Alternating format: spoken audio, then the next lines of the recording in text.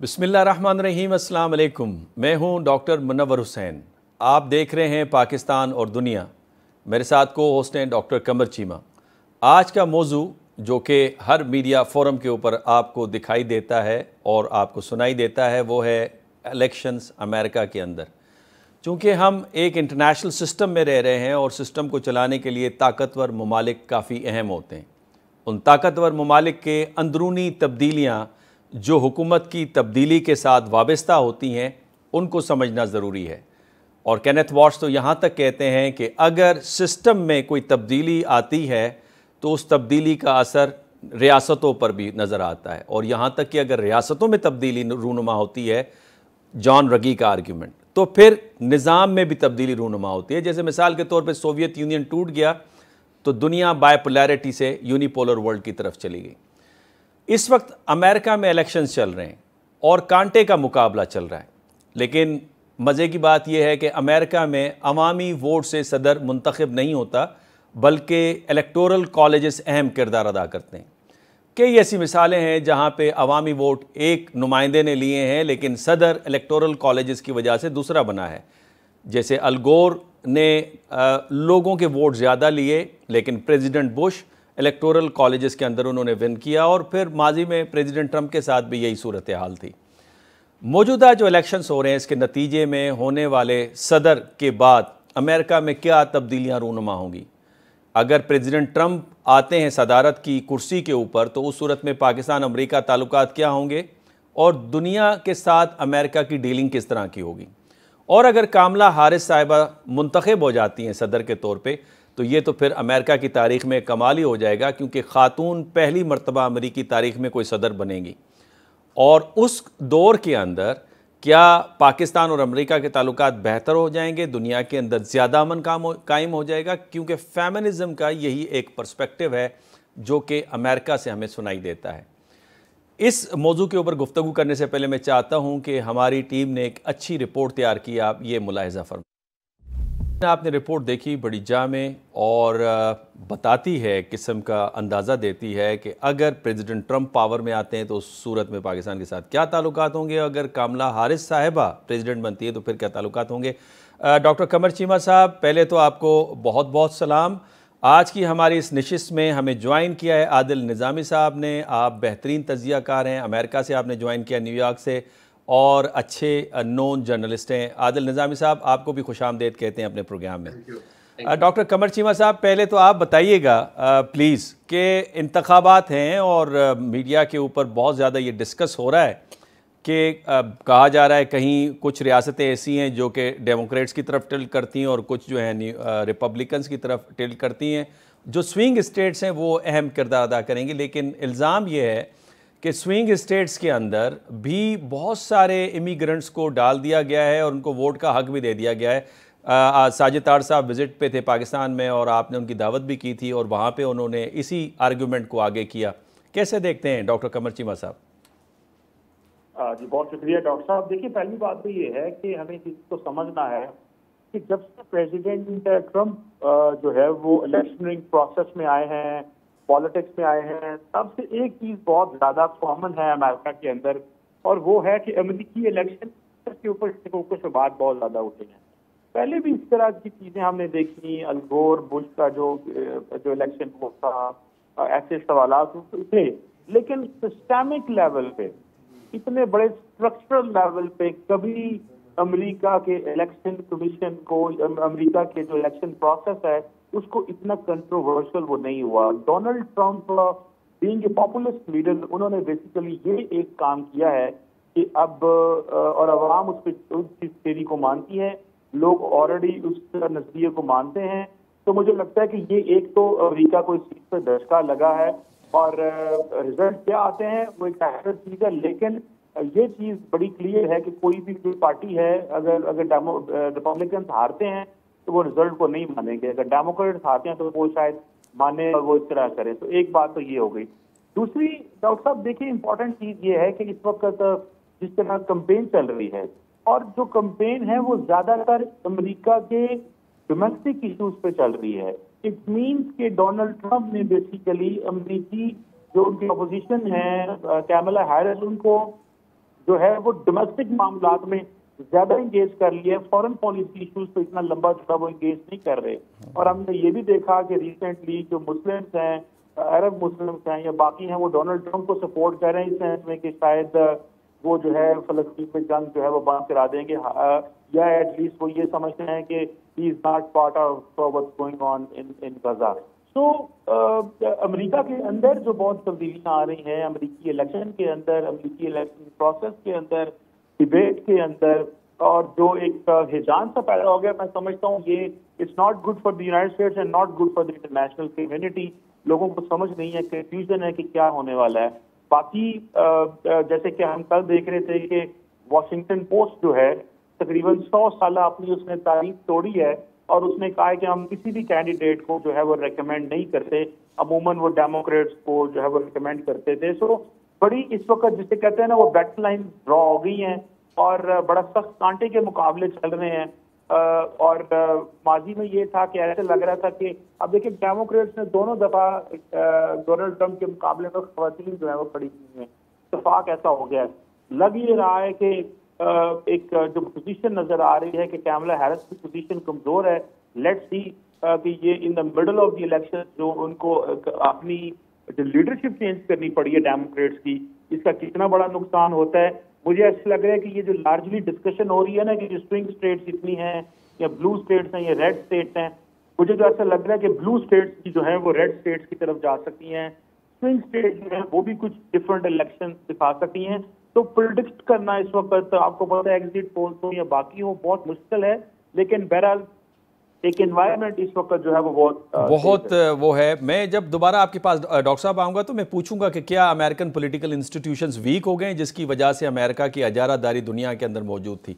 आदिल निज़ामी साहब, इससे पहले कि मैं ब्रेक पे जाऊँ, मैं चाहता हूँ कि आप थोड़ी सी हमें बताएं, चूँकि आप न्यूयॉर्क में मौजूद हैं और न्यूयॉर्क मेट्रोपॉलिटन सिटी और बड़ा इंपॉर्टेंट सेंटर है, अर्बन सेंटर है यूनाइटेड स्टेट्स ऑफ अमेरिका का, वहाँ पे क्या पोजीशन है, किस पार्टी का जोर आपको नज़र आता है और ओवरऑल क्या सिचुएशन है इस वक्त इलेक्शन कैंपेन के हवाले से?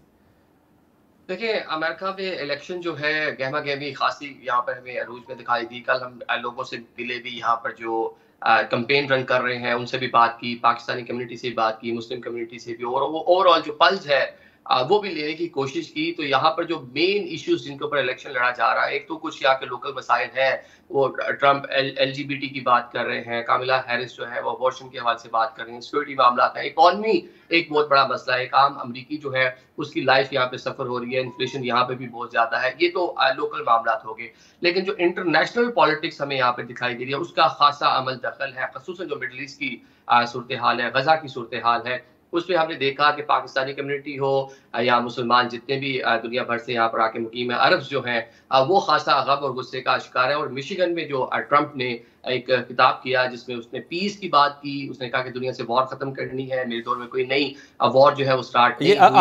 आदिल साहब बड़ी इंपॉर्टेंट बात कर रहे हैं कि ट्रंप साहब ने मिशिगन के अंदर पीस की बात की, लेकिन यहाँ पे एक छोटी सी ब्रेक लेते हैं। ब्रेक से जब वापस आएंगे आदिल साहब यहीं से कंटिन्यू करेंगे कि जो अमन की बात की है वो किस हद तक इम्पैक्ट कर रही है इलेक्टोरल पॉलिटिक्स के अंदर। वेलकम बैक नाजरीन। वक्फे से पहले आदिल निज़ामी साहब गुफ्तगू फरमा रहे थे कि प्रेसिडेंट ट्रंप ने पीस की बात की है मिशिगन के अंदर, जिससे इंप्रेशन ये लिया जा रहा है कि गालिबन मिडल ईस्ट के अंदर वो पीस कायम करने जा रहे हैं और जिससे गालिबन पॉजिटिव इम्पैक्ट आ रहा है उनकी इलेक्शन कैंपेन के अंदर। जी आदिल निज़ामी साहब, इसे कंटिन्यू कीजिएगा प्लीज़।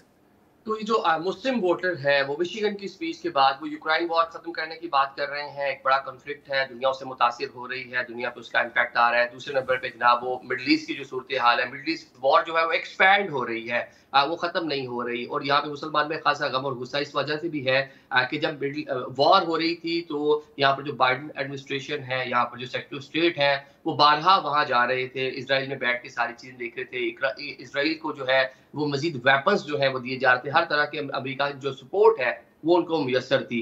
तो ये एक गम और गुस्सा पाया जाता था और यहाँ पर ट्रंप ने इसको बड़े अच्छे से मैनेज किया और उन्होंने जनाब इसको कैश किया है। तो यहाँ पे विन विन पोजीशन हमें दिखाई दी कि मुस्लिम वोटर जो है खसूसन वो उनकी जानिब जो है माइल हमें दिखाई दिया। दूसरा जो पाकिस्तानी कम्युनिटी है उधर हमने देखा, यहाँ पर एक हम पाकिस्तान में भी देखते हैं, इस पर मतलब अक्सर तबसरे होते हैं कि जो पाकिस्तानी वोटर है वो इसलिए ट्रंप की जानिब माइल है कि पाकिस्तान में एक पॉलिटिकल पार्टी क्योंकि ओवरसीज़ पाकिस्तानियों में खासी मकबूल है। तो उनको लगता है कि अगर ट्रंप आ जाएँगे तो उनके जो लीडर हैं, जो जेल में मुक़य्यद हैं, उनके लिए मामलात बेहतर हो सकते हैं। लेकिन हमने माज़ी देखिए जिस तरह अभी कमर चीमा साहब बड़े अच्छे से बता रहे थे, अमेरिका के जो पाकिस्तान के साथ हमेशा से ताल्लुकात रहे हैं, वो कुछ लो और कुछ दो की बुनियाद पर रहे हैं। अब अमेरिका का पाकिस्तान और वहाँ पे उस तरह से इंटरेस्ट नहीं है। हमने देखा कि दूसरी कंट्री थी अमेरिका जिसने पाकिस्तान को एक्सेप्ट किया, उसके बाद से हमारी बड़ी अच्छी टाइज़ हैं। लेकिन वो टाइज़ किस तरह की हैं कि जब अमेरिका को हमारी ज़रूरत पड़ी, वो अफ़गान वॉर हो, वो सोवियत यूनियन के खिलाफ जो पूरे मामलात थे वो हो या वॉर ऑन टेरर हो, अमेरिका हमारे बहुत करीब आया, हम उसके साथ अलॉय भी बने, कभी वॉर ऑन टेरर में बड़े करीबी इत्तेहादी भी रहे। लेकिन जैसे ही अमेरिकन्स की ज़रूरियात जो है वो पूरी हुई, तो उसके बाद उन्होंने पाकिस्तान की जानिब पलट कर भी नहीं देखा।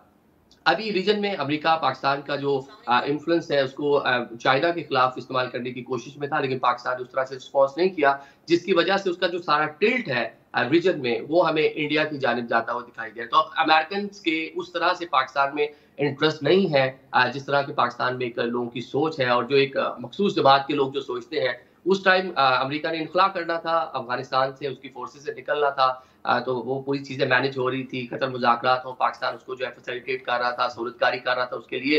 तो उस टाइम यहाँ पर उस टाइम के प्राइम मिनिस्टर यहाँ पर आए, व्हाइट हाउस में उनको मदऊ भी किया गया, बड़ा प्रोटोकॉल भी दिया गया। लेकिन शायद अब जो यहाँ पे इंटरेस्ट है अमेरिकन के पाकिस्तान को लेकर वो उतने नहीं है, तो वो चीज़ें नहीं अच्छा हो पाए। आदिल नाज़िम साहब, आपके पास जब मैं दोबारा आऊँगा, ये बड़ा आपने आखिर में चुपता हुआ आपने बल्कि मेरा सवाल आपने उठा लिया कि समझ आती है, बिकॉज अमेरिका का नैरेटिव ये है कि शेयर्ड इंटरेस्ट और शेयर्ड वैल्यूज़ हैं इंडिया के साथ, और ताल्लुकात, इनफैक्ट इंडिया एक बड़ी मंडी भी है, उसकी strategic location Indo Pacific strategy के अंदर वो भी बड़ी इंपॉर्टेंट है।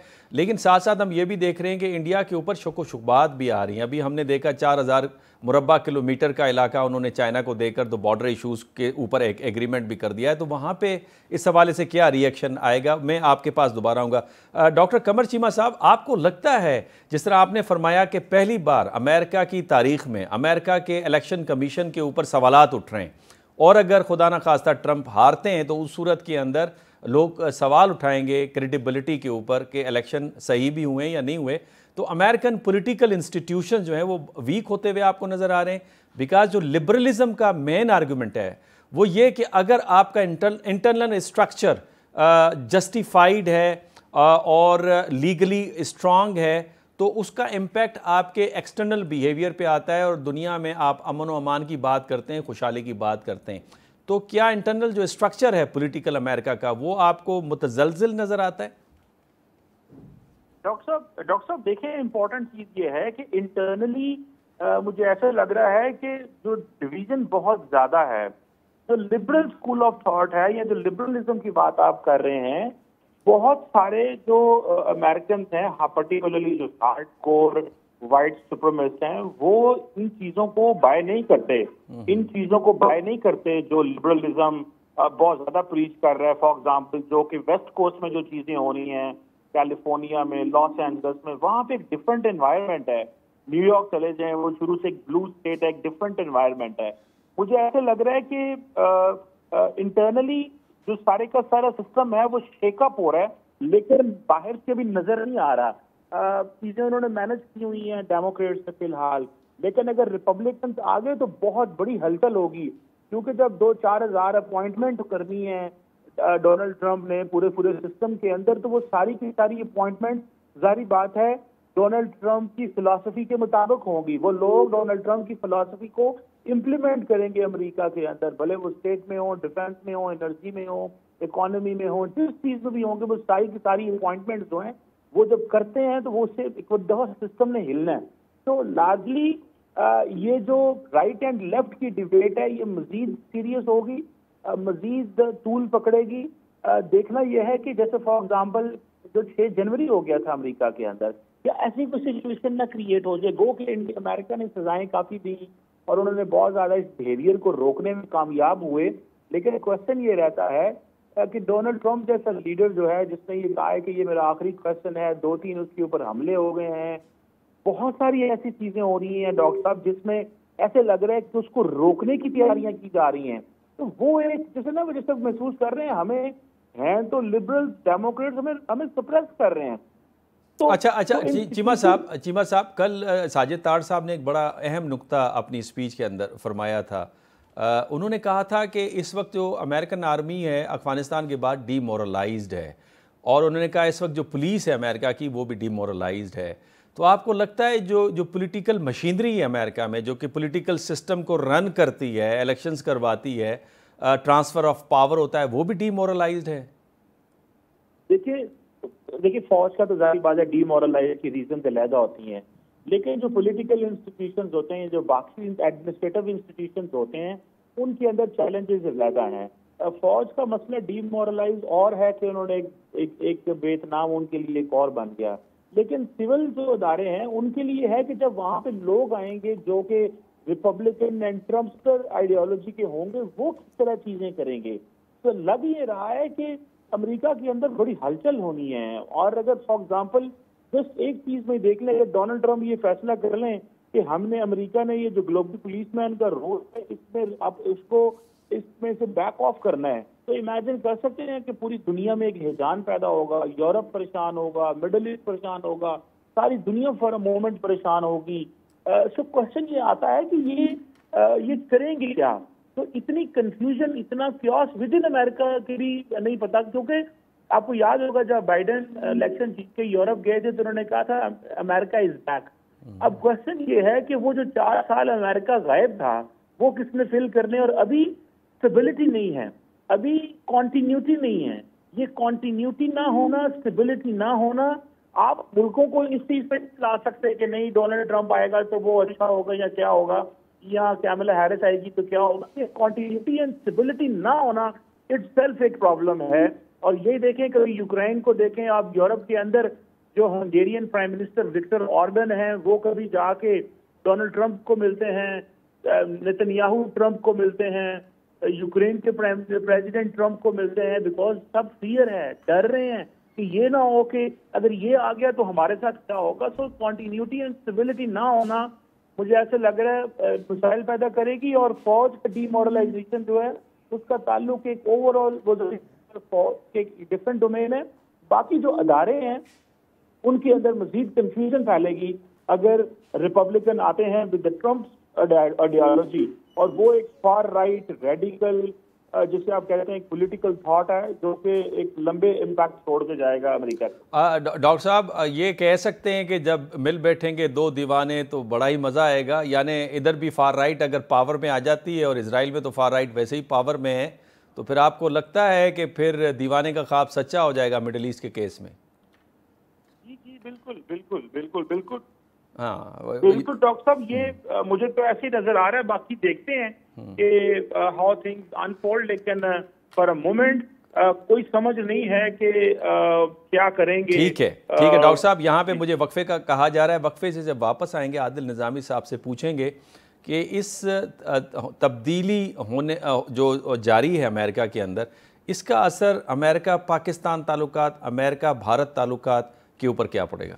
वेलकम बैक नाजरीन, इस हिस्से में हम कोशिश करेंगे कि अमेरिका के ताल्लुकात पाकिस्तान के हवाले से मुस्तकबिल करीब में क्या होंगे और फिर भारत के हवाले से क्या होंगे, क्योंकि इस खित्ते में दो अहम रियासतें पाकिस्तान और भारत, और अगर एक पावरफुल रियासत का झुकाव एक मुल्क की तरफ होता है तो दूसरा ज़रा रिएक्शन में आता है, उसकी रिएक्शनरी पॉलिसीज़ होती हैं। आदिल निज़ामी साहब ये फरमाइएगा कि पाकिस्तान की खारजा पॉलिसी को जब हम देखते हैं तो इस वक्त चीन हमें तरजीह पे नज़र आता है, लेकिन जो हमारा ज़्यादातर जोर है वो ये कि अमेरिका के साथ ताल्लुकात को किस तरह से नॉर्मल रखा जाए, और अगर अमेरिका पाकिस्तान को चीन के नुक्ता नज़र से देखेगा तो मैं समझता हूं कि फिर ताल्लुकात के अंदर खिंचाव पैदा होगा। क्या आपको भी यही लगता है?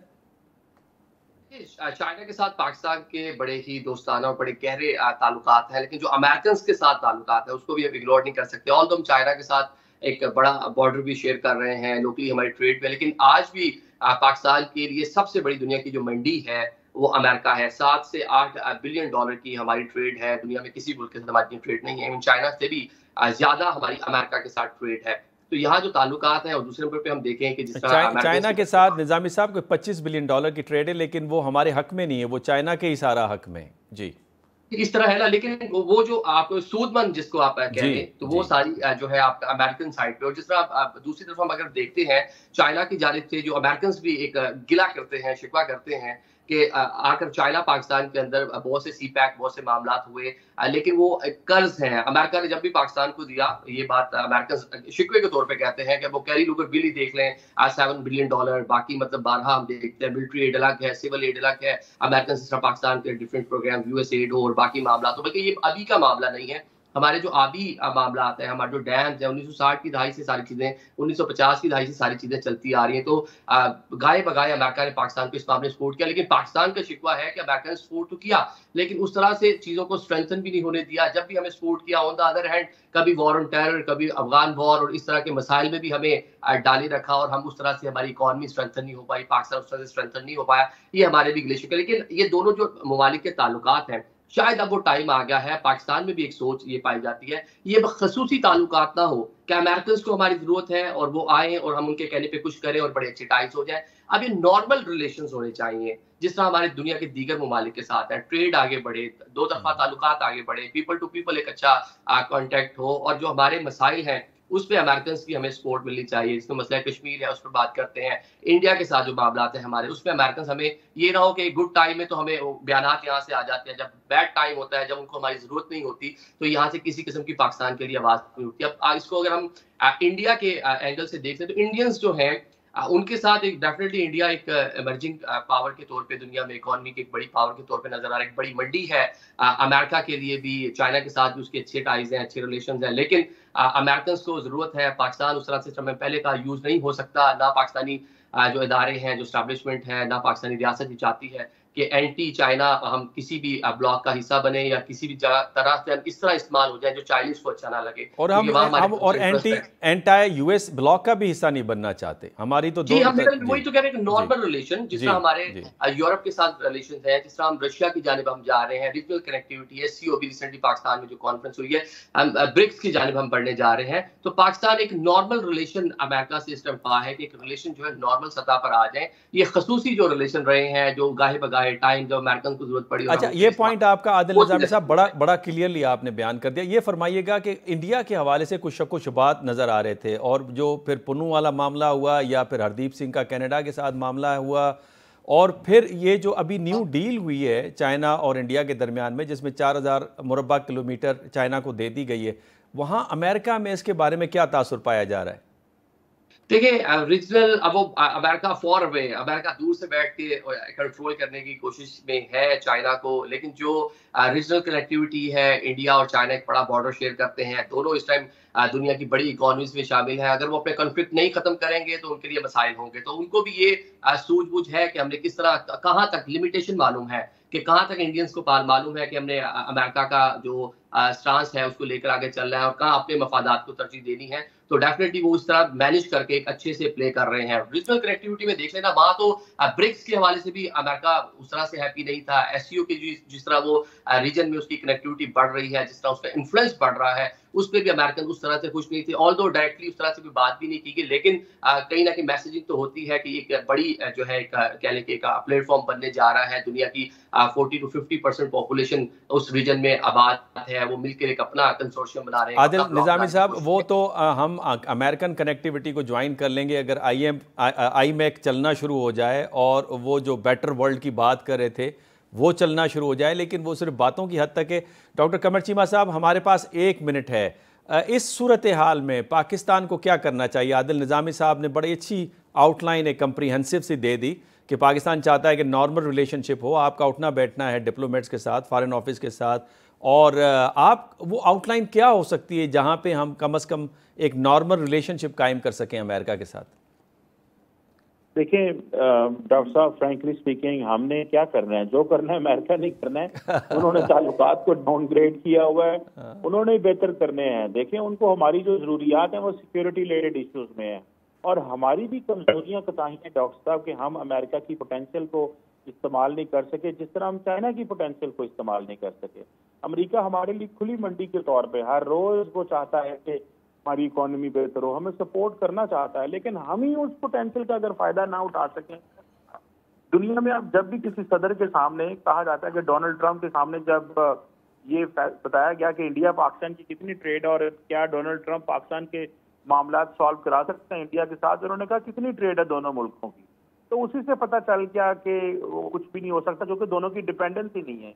इसी तरह मेरा ख्याल है कि ये सिचुएशन ऐसी होनी चाहिए कि हमें अमेरिका की पोटेंशियल का इस्तेमाल करना चाहिए। अमेरिका के लिए हमने बढ़िया कुर्बानियां दी हैं, सारे का सारा मुल्क जो है उसने मिल के दहशतगर्दी की जंग लड़ी है। हम दुनिया के अंदर जितना भी अमन आया उसमें हमारी बड़ी कंट्रीब्यूशन है, तो हमें उससे फायदा उठाना चाहिए। मेरा ख्याल है कि हम फायदा उठा सकते हैं अगर हमारे यहाँ भी कॉन्टिन्यूटी हो, स्टेबिलिटी हो, तो मेरा ख्याल है it can make a difference. ठीक हो गया डॉक्टर कमर चीमा साहब, आप तो मेरे को होस्ट हैं। आदिल निज़ामी साहब, आपका बहुत बहुत शुक्रिया, आपने न्यूयॉर्क से हमारे इस शो के लिए टाइम दिया। नाज़रीन, आपने दोनों मेहमानों और तज़ियाकार की आपने गुफ्तगू सुनी। लब्बे लुबाब कुछ इस तरह से है कि पाकिस्तान को ये समझना होगा कि Pakistan at this moment a middle range power है। इंडोनेशिया, टर्की, ईरान, सऊदी अरब, इजिप्ट, ये मिडिल रेंज पावर है। लिहाजा पाकिस्तान जिस तरफ भी झुकेगा दूसरे मिडिल रेंज पावर के साथ, उस ताकत का पलड़ा उस हवाले से या उस पार्टी का भारी होगा।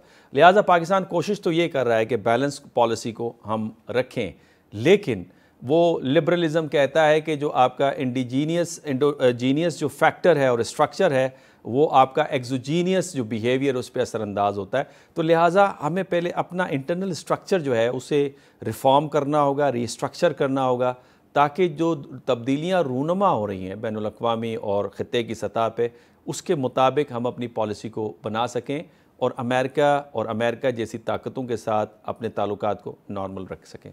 आपके कमेंट्स का इंतज़ार रहेगा। इजाज़त दीजिए। अल्लाह हाफ़िज़।